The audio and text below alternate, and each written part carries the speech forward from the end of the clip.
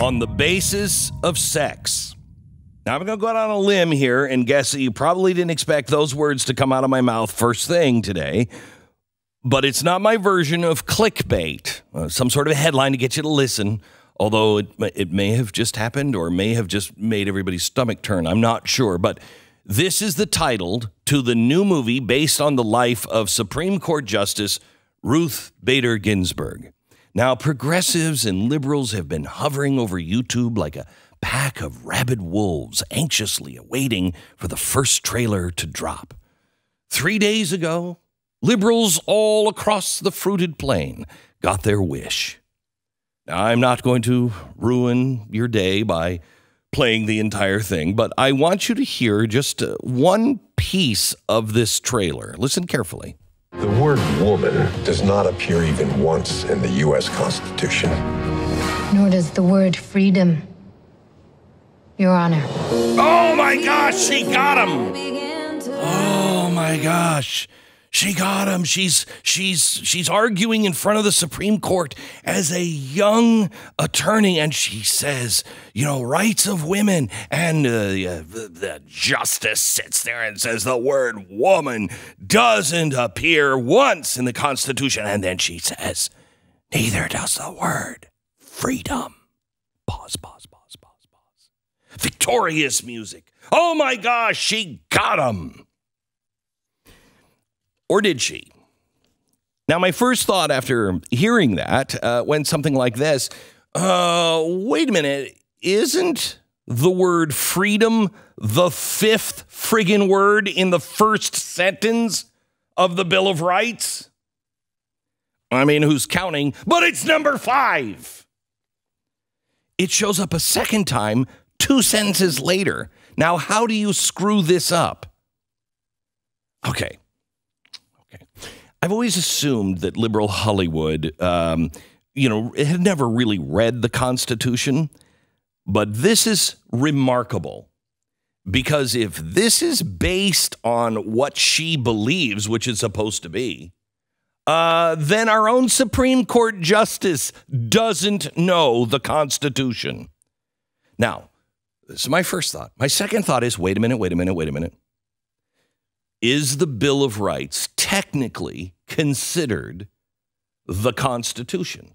Could it be some sort of, word game here that the Constitution is the Constitution? This is the Bill of Rights, an addendum to the Constitution.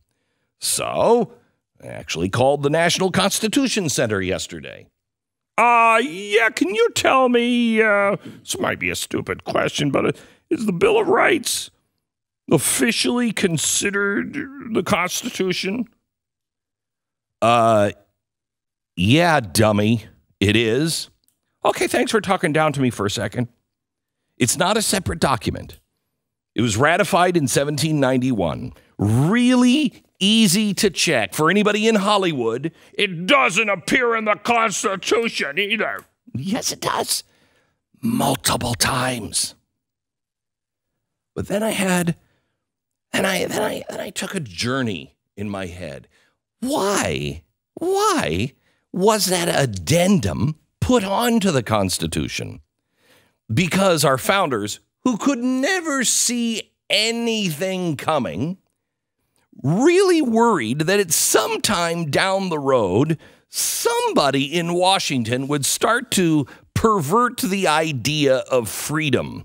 And they would try to crush speech. They would try to crush the press. They would try to crush the individual choice of conscience.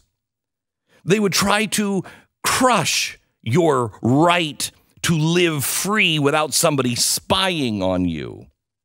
And so they said, you know what, I bet, no, people would never do that. I don't know. I mean, I know we can't see anything coming, or that's what they're going to say, but I see the possibility of a government growing out of control and then start to define rights as something other than the rights that we're all born with. No. Yeah, so that's why they added the Bill of Rights in 1791. Now, either liberal Hollywood forgot that it changed in 1791, or they actually prefer the vaguer pre-1791 version of the Constitution where God-given and natural rights can be excluded if the state so pleases. Now, think about this. What is the greatest roadblock to the radical left's progress? If you hate the fact that you can own a gun, well, it would be the Constitution.